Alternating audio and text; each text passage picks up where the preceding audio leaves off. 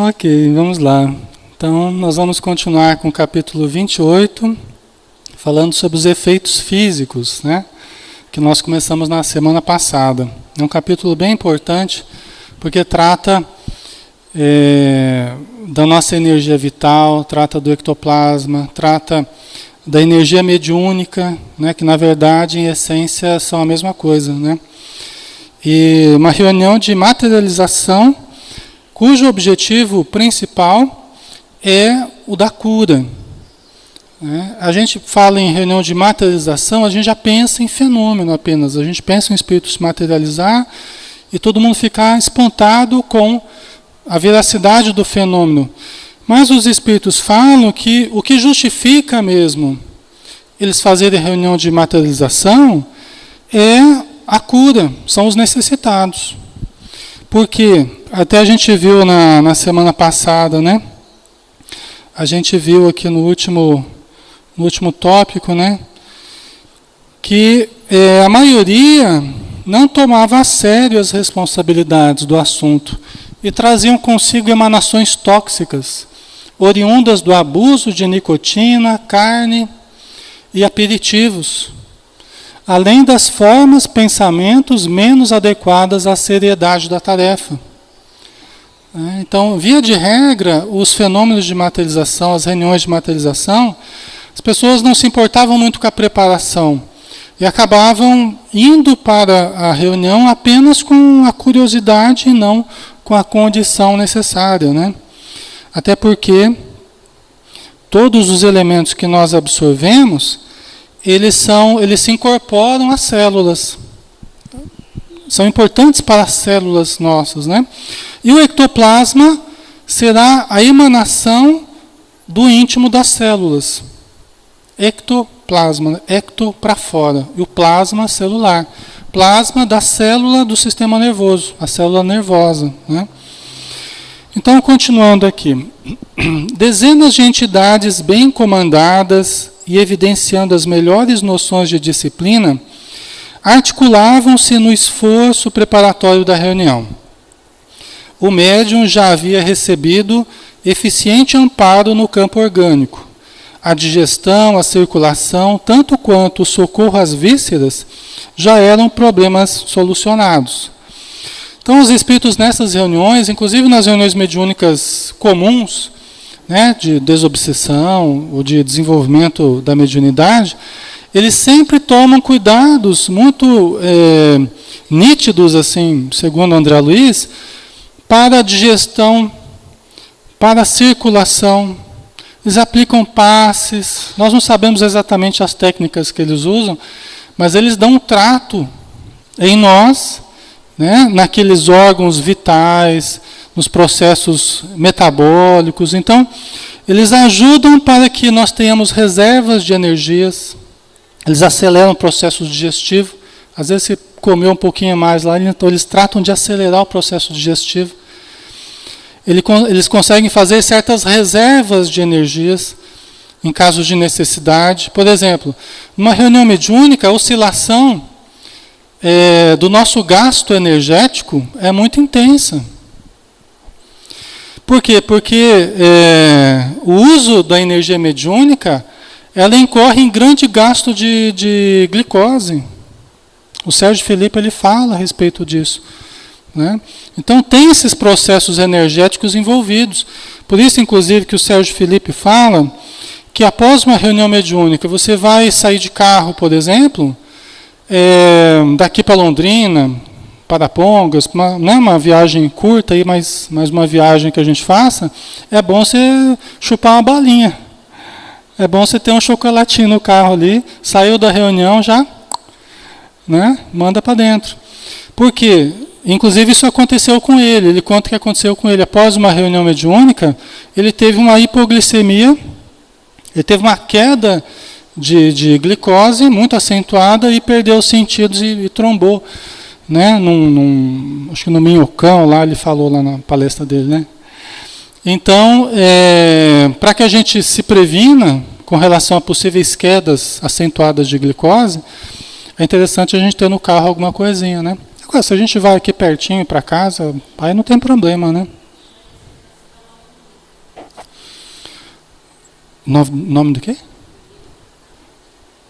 Nos domínios da mediunidade. Do estudo de hoje? Nos domínios da mediunidade, né? A gente está dando sequência, né? No estudo nos domínios da mediunidade. Então, o ectoplasma, né? Quando a gente exterioriza essa força mediúnica, nós acabamos sentindo mais essa perda, né, no nosso organismo, né? Então, os espíritos têm que criar certas reservas de energia para que nós não sintamos tanto. Você vê, na reunião mediúnica é comum a gente sentir uma oscilação muito grande da temperatura. Não sei se vocês percebem, mas a temperatura tem hora que pode esquentar, assim, tem hora que esfria rapidamente. Isso tem a ver com o ambiente também, com fluidos, que eles manipulam os fluidos, nós não sabemos exatamente como, mas tem a ver também com o nosso corpo, com a sensação térmica em nós, devido às oscilações, né, do gasto energético e tal. Então eles prepararam um médium, né, que iria ser objeto da materialização, né. Aqui a gente vê o Chico Xavier ali de óculos escuros, né, um espírito materializado. É uma reunião que ele andou participando. Esse negócio, essa substância leitosa é o ectoplasma. É uma foto real isso aí, tá?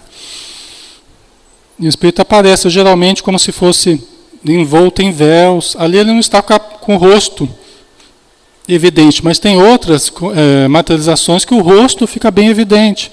No caso aqui do lado, né, dessa senhora aqui, né, está saindo pelo ouvido, ó. O ectoplasma está saindo pelos ouvidos, né, pelo ouvido, e está aparecendo o rosto, aqui, ó, também saindo, que sai pelos orifícios, ouvido, nariz, né, a boca, né, sai pela boca, aqui está saindo pela boca, né. É uma substância que a princípio é transparente, mas vamos comparar com uma clara de ovo, por exemplo. A clara de ovo também é transparente, se você bater um pouquinho ela já fica branca, né? Então, é uma comparação mais grosseira, mas serve de comparação, né? E a célula, essa aqui é uma célula comum, não é uma célula nervosa, mas aqui o plasma celular, né? Então, o ectoplasma é parte desse plasma celular exteriorizado, tá? Por isso que tudo que a gente se alimenta incorpora essas células, de certo modo, né? E o que a célula vai expressar tem a ver, né, com o que a gente incorpora, né? No caso do ectoplasma, é das células nervosas, do sistema nervoso. É parte do sistema nervoso exteriorizado. É a força nervosa do médium exteriorizado. É assim que os espíritos falam, né? Apagada a luz elétrica e pronunciada a oração inicial, o grupo passou a entoar hinos evangélicos para equilibrar as vibrações do recinto.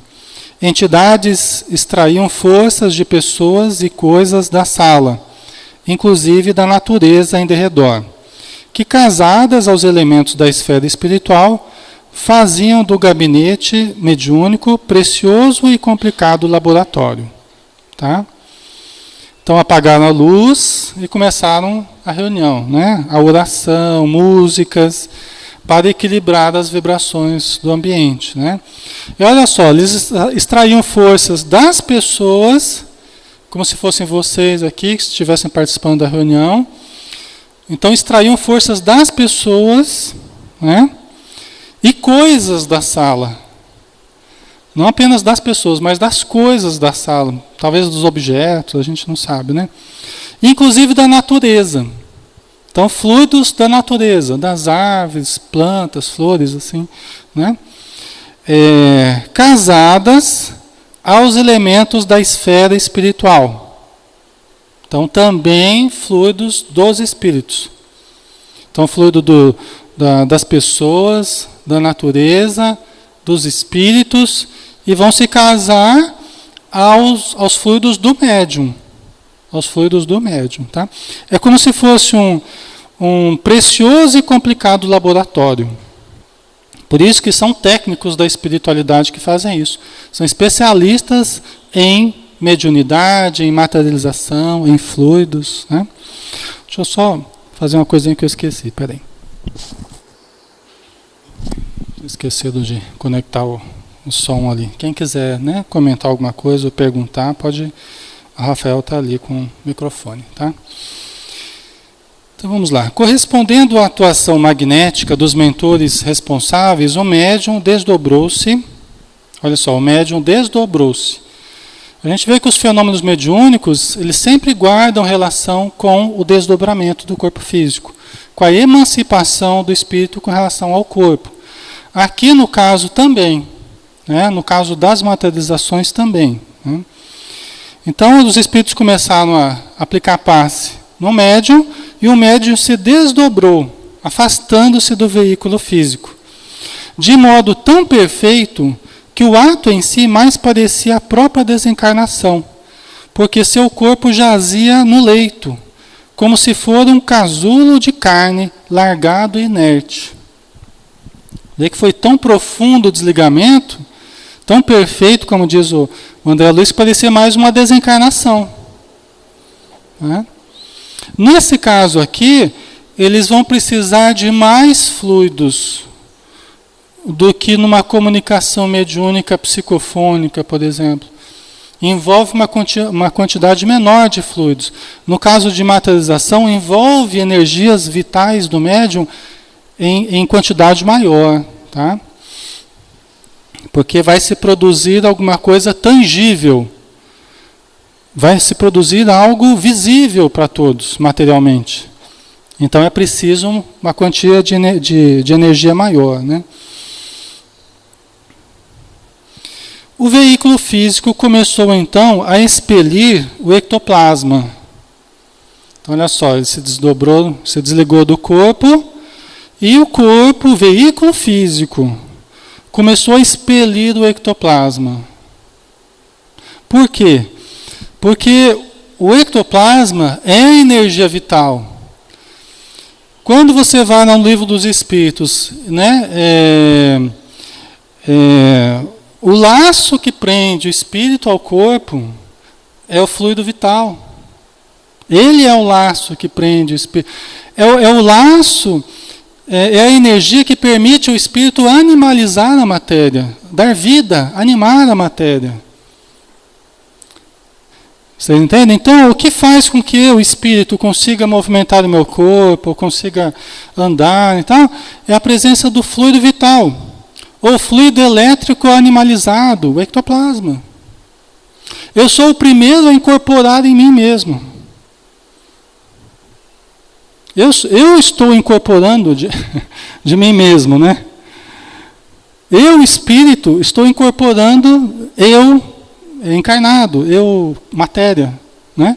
E o fluido que permite existir essa incorporação é o ectoplasma, é a energia intermediária, né? Por isso que ela é a energia intermediária por excelência. É a energia que faz a ponte entre o espírito e a matéria, é o ectoplasma. É uma semimatéria, como dizem os espíritos. Se fosse só espírito e matéria, não teria jeito do espírito agir na matéria. A energia ectoplasmática é a ponte que permite o espírito movimentar a matéria. Tá? Ok? Lá, Rafael, dá uma corridinha ali. É interessante isso, né? Mas é o que a gente tem entendido dos estudos, né? Alexandre, sim.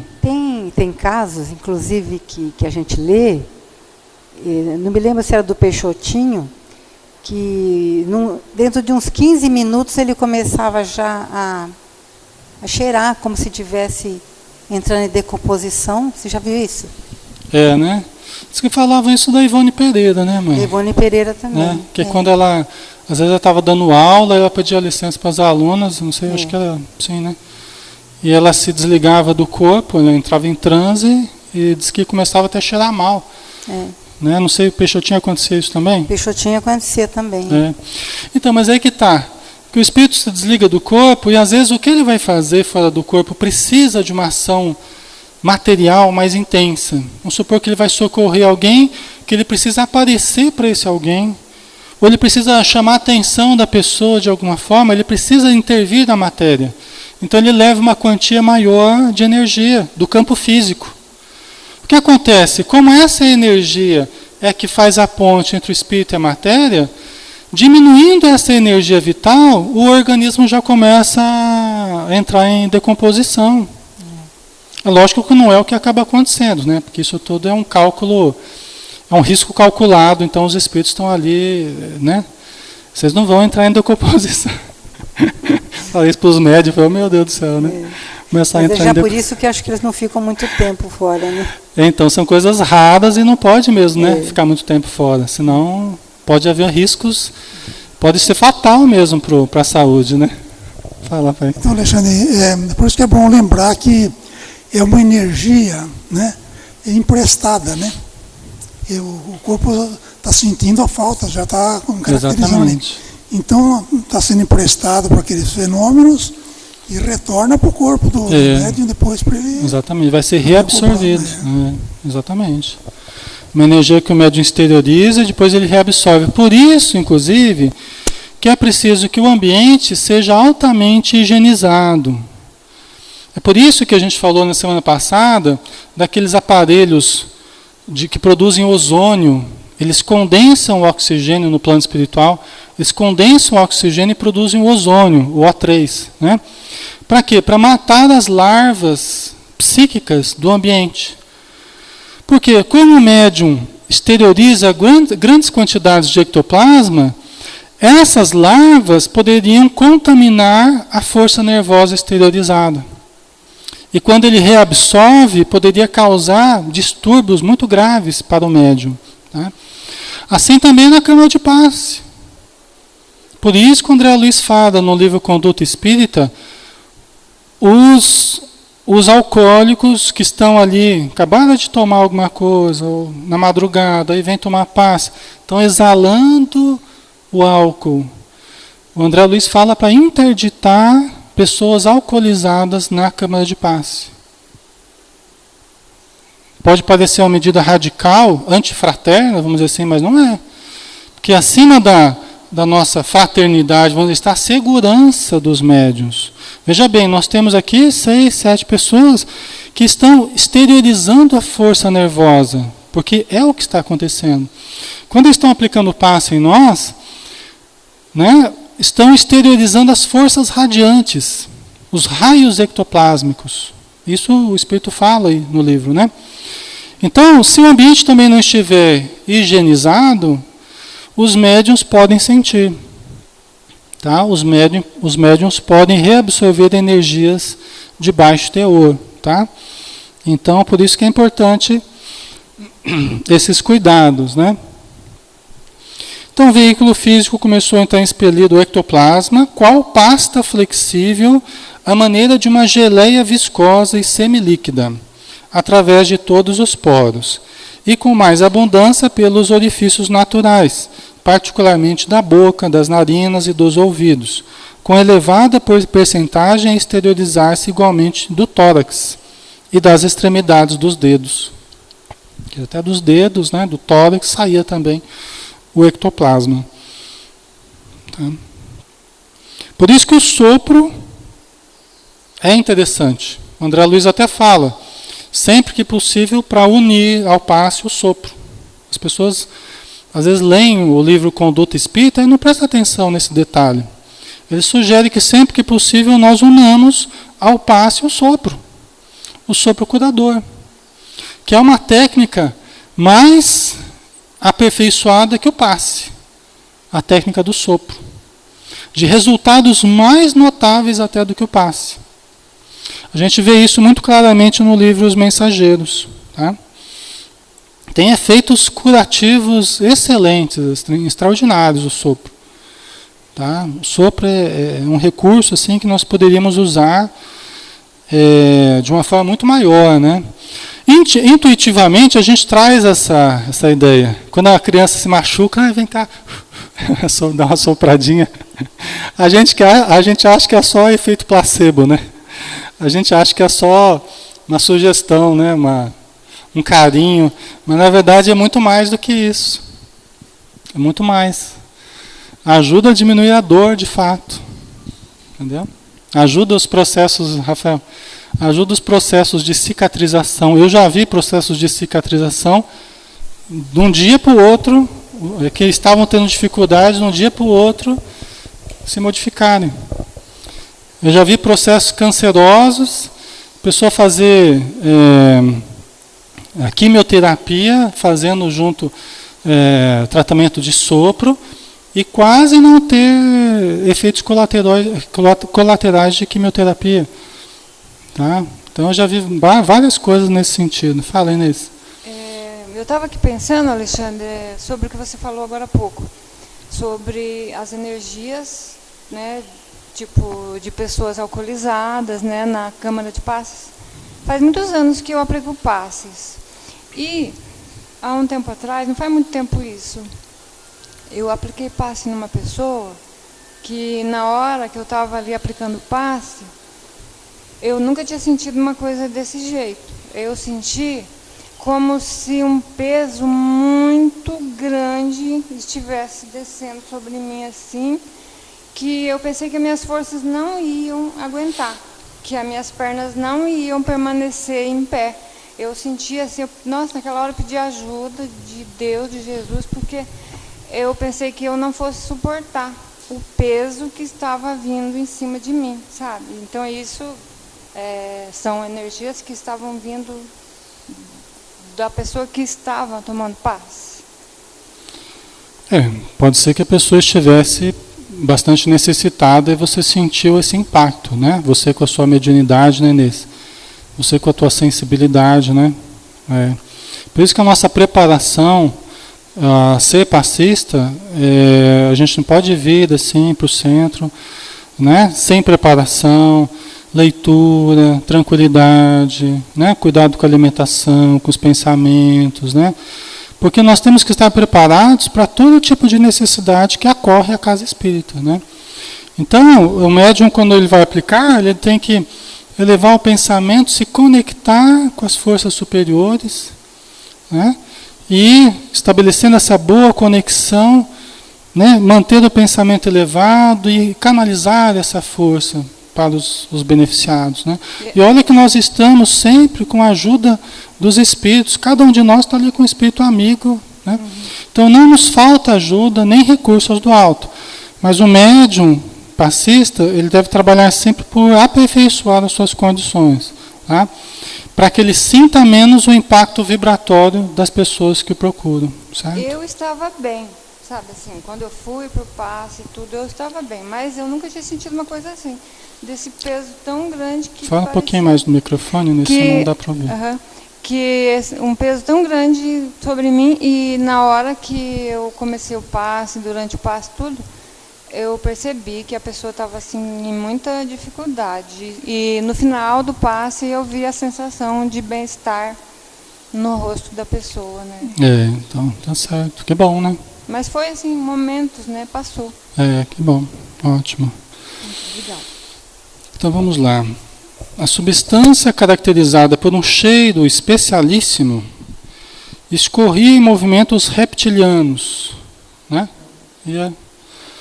Acumulando-se na parte inferior do organismo medianímico, onde apresentava o aspecto de grande massa protoplásmica, viva e tremulante. Então essa energia ia escorrendo, né, do médium, ia se acumulando na parte inferior, né, como se fosse uma massa viva e tremulante.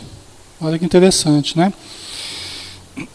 O vocábulo protoplásmica diz respeito a protoplasma, que significa o conteúdo celular vivo, formado principalmente de citoplasma e núcleo da célula, né?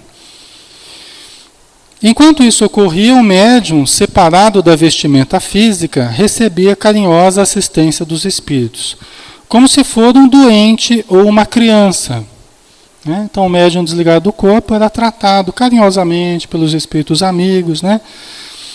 Aí no caso é muito importante que a pessoa seja uma pessoa experimentada nos fenômenos psíquicos, no desligamento do corpo, né? Porque as pessoas mais inexperientes, elas acabam agindo de uma forma muito emotiva. Elas acabam se deslumbrando com o que elas veem, ou se assustando com o que elas veem, né? Então aqui no caso tem que ser uma pessoa já mais treinada para esse tipo de fenômeno. Aulus explicou, o ectoplasma está em si tão associado ao pensamento do médium quanto as forças do filho em formação se encontram ligadas à mente materna, mente maternal. Né? Então, olha só, o ectoplasma está exteriorizando essa massa que está se acumulando ali fora dele. Né?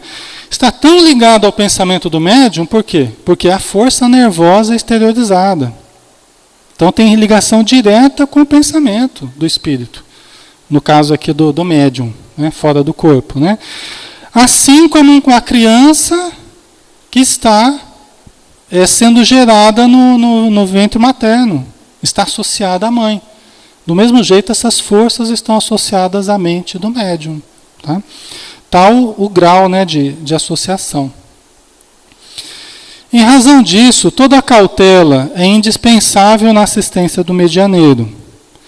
Tal cuidado decorria da possibilidade de inconveniente intervenção do médium nos trabalhos e seria desnecessário se o médium fosse adequadamente preparado para a tarefa, porque aí ele mesmo colaboraria junto das entidades, evitando-lhes preocupações e contratempos. Né? Então, assim, todo o cuidado, todo o problema desse tipo de reunião, desse tipo de fenômeno, é por conta do médium e dos participantes. Esse é o grande risco. São os participantes, muitas vezes que não se preparam convenientemente, e o médium que às vezes age também de uma forma inconveniente. Né? Por isso que os espíritos têm que tomar todo o cuidado necessário, com a segurança, né? Com os procedimentos aí que eles adotam com o médium. Tá? Inclusive, nesse momento que o médium está fora do corpo e exteriorizando o ectoplasma, se o médium quiser, ele pode dar a forma dele ao ectoplasma. Ao invés do espírito se materializar, o médium, com o pensamento dele, o Albert de Rochat, que foi um coronel francês, ele fez muitos estudos nesse sentido, né? O médium pode imprimir a própria forma dele, fora do corpo. Quer dizer, não é o espírito que está materializando, é o próprio médium fora do corpo que está se materializando. Interessante, né? É a materialização fora do corpo do próprio médium, por causa dessa ligação mental que ele tem, né, com o ectoplasma. E ele pode materializar outras coisas também. O que o médium imaginar, ele pode materializar, sem que seja exatamente o espírito que vai se materializar. Tá?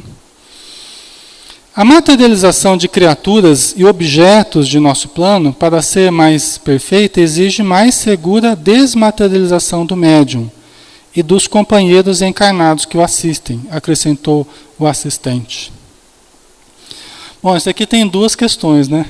Tem uma questão assim, mais literal e tem uma questão mais simbólica. Eu creio que o Aulus aqui, ele usou de uma questão mais simbólica. Vamos analisar sobre esse aspecto. Depois a questão mais literal, né?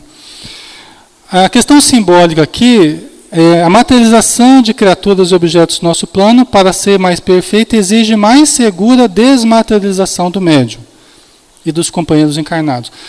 Que nós sejamos mais desmaterializados, menos materialistas. Sejamos pessoas mais espiritualizadas. Né? Pessoas mais espiritualizadas nos pensamentos, nos hábitos, na alimentação, no modo de viver, no modo de sentir. Né? Então, é preciso que nós percamos um pouco em termos de materialidade para ganharmos em espiritualidade. Isso funciona sempre para nós, em todos os sentidos. quanto menos materializados formos, mais espiritualizados nós tendemos a ser. Né? Então isso funciona como uma regra geral, vamos dizer assim, na nossa vida. Né? Tudo que os espíritos querem é que a gente se espiritualize mais. Que o fator espiritual ganhe em peso na nossa vida. Enquanto o fator material perca um pouco. Porque quanto mais atenção, quanto mais energia, quanto mais você gasta só com a matéria, você perde o investimento no campo do espírito. Acho que a Inês quer falar alguma coisa. Né? Aí tem uma questão mais literal. Tem uma questão mais literal. Né? Que o Alexander Aksakov ele estudou. Tem um livro que se chama Um Caso de Desmaterialização. Não é de materialização, é de desmaterialização. É de materialização e desmaterialização. Por quê? Porque ele fez estudo com uma médium, eu não me lembro se é a Eusapia Paladino, eu não me lembro. Ou se é Madame Desperance, eu não lembro agora. Uma médium que ficou bastante conhecida, foi estudada por outros também. Né? E esse russo, o Alexander Aksakov, ele fez uma reunião em que a moça, a senhora, que era médium, ela foi se desmaterializando enquanto a entidade foi se materializando. De tal modo que os presentes viram que o vestido dela foi murchando, o corpo dela foi sumindo. O Alexander Aksakov, ele percebeu que tinha alguma coisa diferente ali, ele enfiou a mão assim, na cadeira estava um ambiente, não estava totalmente escuro, mas também não claro. Ele colocou a mão assim na cadeira, onde estaria a perna dela, e só tinha vestido. Só tinha vestido. Né? Só tinha tecido ali. Aí depois, o que ele fazia? Ele entrevistava os observadores, ele entrevistava a médium, né? Colhia as informações de todos eles, o que eles tinham visto, né? E perguntou para ela, o que aconteceu? O que você sentiu durante a materialização? Né? Enquanto o espírito estava se materializando, ela sumiu. Aí ela falou assim, olha, eu me senti muito bem, foi normal até o final. Chegou no final, eu senti um desconforto, como se alguém estivesse colocando a mão na minha perna. Como se alguém estivesse colocando a mão na minha perna. Era o Aksakov lá que estava tocando. Você vê que ela não estava visível, nem tangível, vamos dizer assim, mas provavelmente, perispiritualmente, ela estava sentindo. Ela estava ali. Aí ele começa a estabelecer uma hipótese de quê? De que para a materialização, o equivalente de energia, de peso que se ganha na materialização é o peso que se perde no médium. Essa foi a teoria, a hipótese que ele criou. Que haveria uma perda de peso do médium, uma perda de massa mesmo. Que seria o tanto que passaria a pesar aquela materialização. Né? Interessante, né? Enfim, né? Isso, hoje em dia, a não ser aquele centro que eu falei lá, o Lar Frei Luiz, lá no Rio de Janeiro, não tenho ouvido de mais ninguém que tenha feito materialização assim, esteja fazendo materialização. Né? Fala, Inês. Sobre o que você estava falando agora há pouco, da gente viver mais espiritualizado do que materializado, né? A gente percebe no dia a dia da vida da gente que a gente ainda é muito imperfeito, né? E às vezes acontecem coisas que, sem que a gente queira, acontecem algumas coisas que a gente abala a espiritualização da gente. E nesse dia, exatamente, você tem reunião. A gente sofre na reunião porque a gente se sente voltado para aquele acontecimento que a gente sabe que não faz parte da espiritualização, e sim da materialização. Aí, durante a reunião, a gente sofre para a gente se desligar, né, daquele acontecimento, e a gente não é bem produtivo na reunião quando acontece coisas querendo nos tirar São as foco, pressões que né? a gente sofre, né, Inês? E todos nós sofremos pressões, né? Mas aí que está a capacidade da gente se subtrair, ou da gente se sobrepor, acho que é melhor o termo, né? Da gente se sobrepor às dificuldades, né, Inês? Aí a capacidade da gente conseguir se manter acima das dificuldades. Porque todos nós passamos por dificuldades, em maior ou menor intensidade, mas todos nós as temos. Né? Financeiras, afetivas, familiares, orgânicas, todos nós as temos.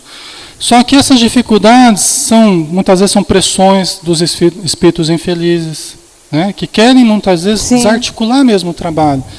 Mas o quanto a gente vai deixar ou não que eles consigam é o quanto a gente adere ou não negativamente aos fatos. Entendeu? O quanto que a gente valoriza as situações problemáticas na nossa vida ou não. É importante a gente pensar nisso, porque às vezes ocorre uma coisa negativa, mas quantas coisas positivas ocorrem na nossa vida também?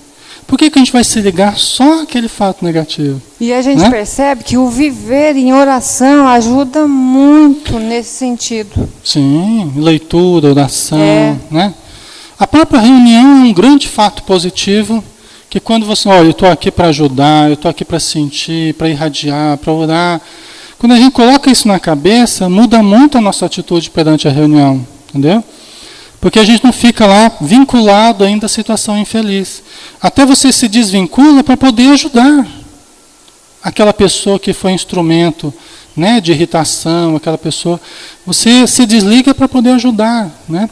Mas isso é uma disciplina mental que a gente vai conquistando com o tempo, entendeu? É uma disciplina mental que a gente vai se impondo com o tempo. É um exercício também. Ninguém espera que a gente seja perfeito da noite para o dia. Mas os espíritos esperam que a gente vá exercitando essa disciplina mental. Entendeu?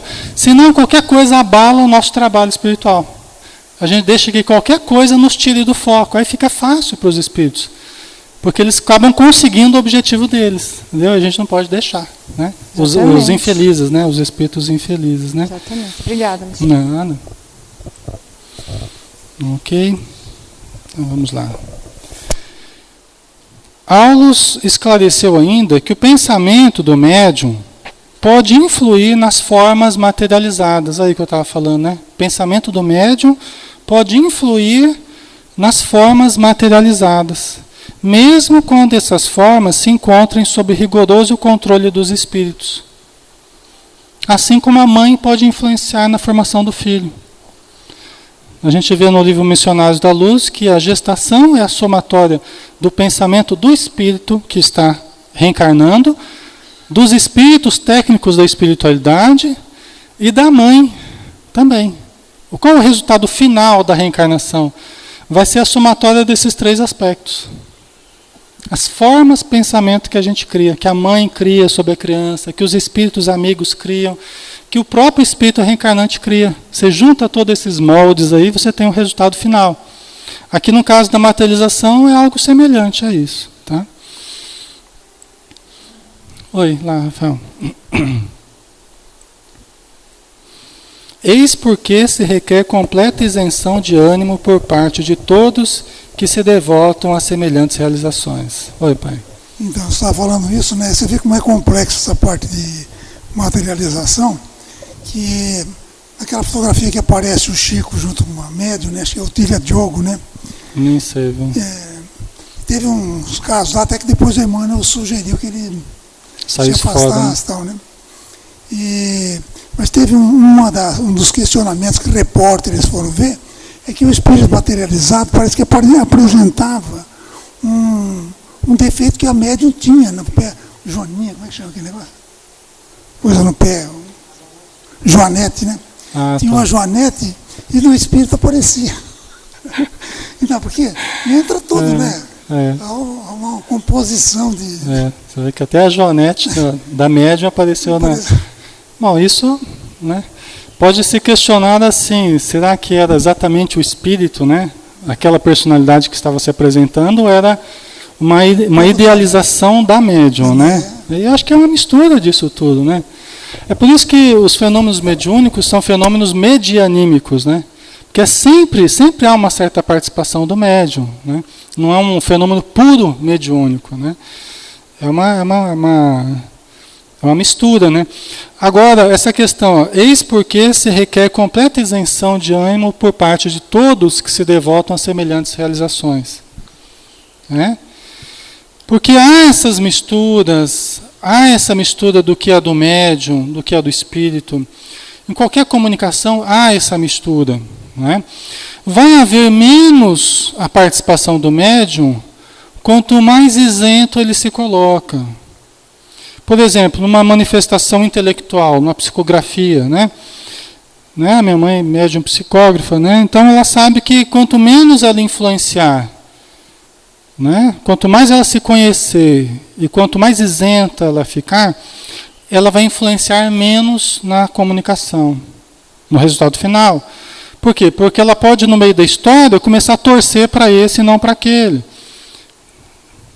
Tem uma certa antipatia com um certo personagem e uma simpatia por outro personagem. Não acontece assim?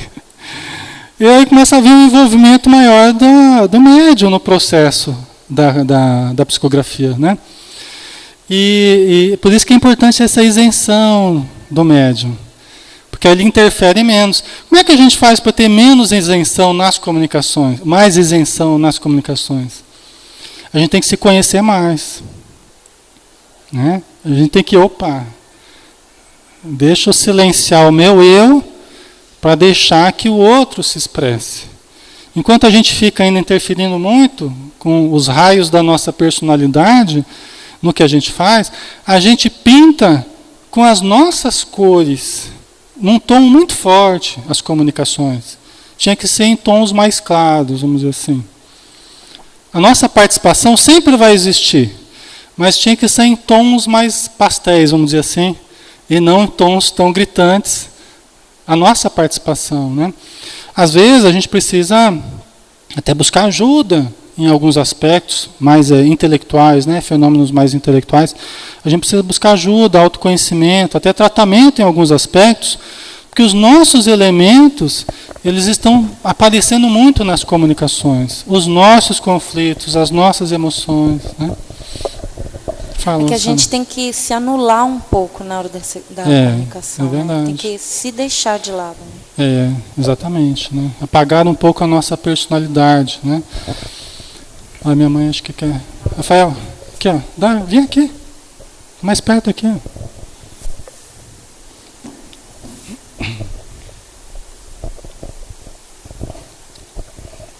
Em relação à psicografia, né, Alexandre? É um problema sério isso aí. Porque tem os médiuns que são mecânicos, né? Como a gente sabe. Né? Eles não sabem o que está acontecendo. Sabem que estão escrevendo, mas não sabem o que estão escrevendo. Né? Vão só ler depois. Agora, no meu caso, né, como eu sou consciente, então é mais difícil, porque realmente tem esse problema da gente às vezes torcer até pensando no livro, assim, puxa, podia acontecer isso e aquilo, né? Mas não acontece nada daquilo do que a gente deseja, queria, na né? verdade. É verdade.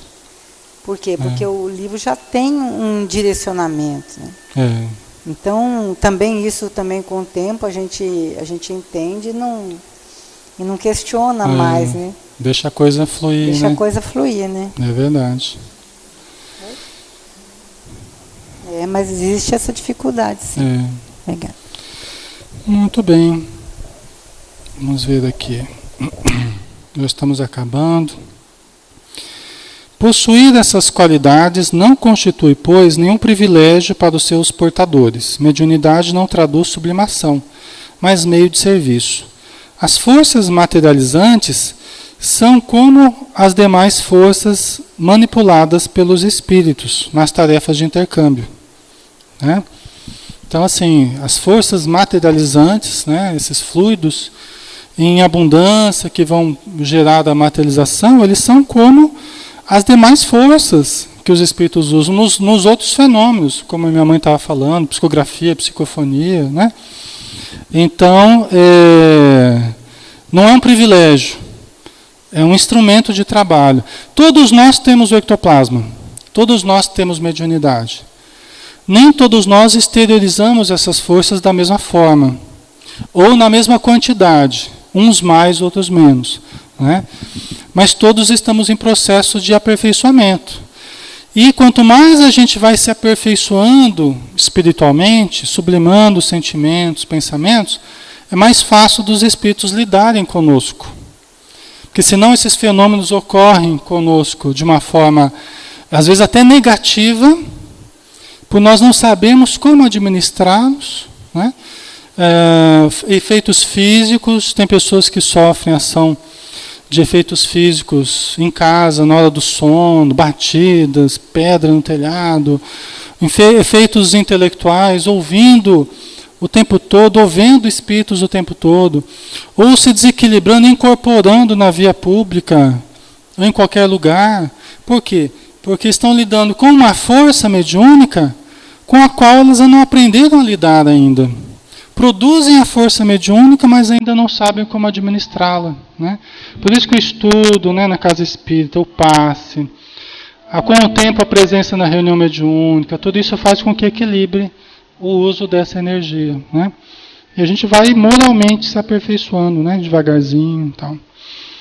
Vamos dar uma paradinha aqui, semana que vem a gente continua, né? Já estamos na nossa hora. O pessoal já deve estar cansado já, né?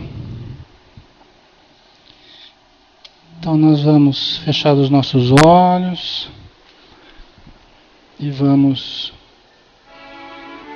nos acomodar nas nossas cadeiras, tranquilizando as nossas emoções, respirando profundamente,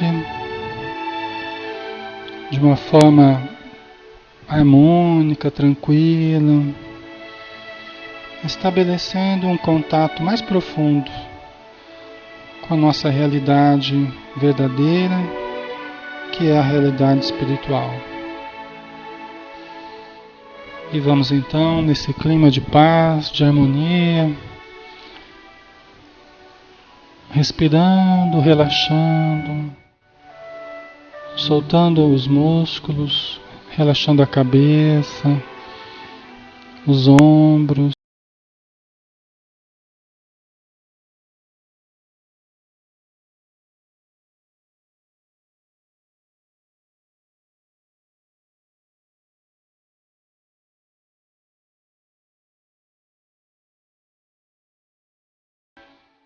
Vamos soltando, entregando-nos a essa cariciosa sensação de leveza, de serenidade. Vamos continuar respirando e na medida que percebermos que nosso corpo já está mais relaxado, voltemos-nos para os conteúdos mentais. Vamos observar os nossos conteúdos do pensamento, como se a nossa mente fosse um aquário e os peixinhos que estão dentro desse aquário são os nossos pensamentos. Os nossos pensamentos, eles ocorrem dentro de nós, mas nós não somos os nossos pensamentos. Nós somos aquele que observa os próprios pensamentos. Vamos observar os pensamentos que fluem na nossa mente. Nós podemos diminuir o fluxo desses pensamentos. E à medida que nós não nos envolvemos com eles, vamos silenciando a mente, vamos acalmando o interior desse recipiente, tranquilizando as águas, como as águas revoltas de um lago que vão se acalmando, até que o seu espelho possa refletir o brilho da lua, das estrelas, o espelho das águas, e a nossa mente serena, tranquila, silenciosa, Vamos permanecer em silêncio mental durante alguns instantes, esvaziando a mente, silenciando a mente. Vamos observar.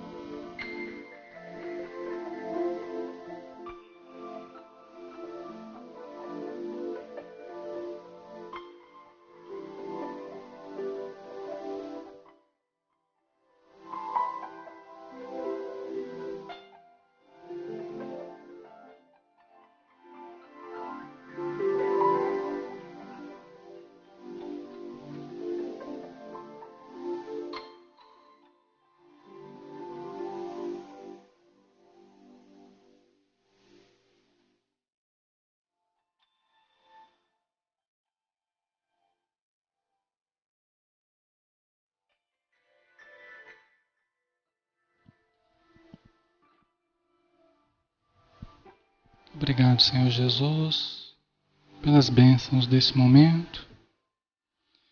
Nós te agradecemos imensamente pela paz que usufruímos e durante o passe, Senhor, possamos manter o mesmo clima de introspecção, de silêncio, de receptividade, Senhor.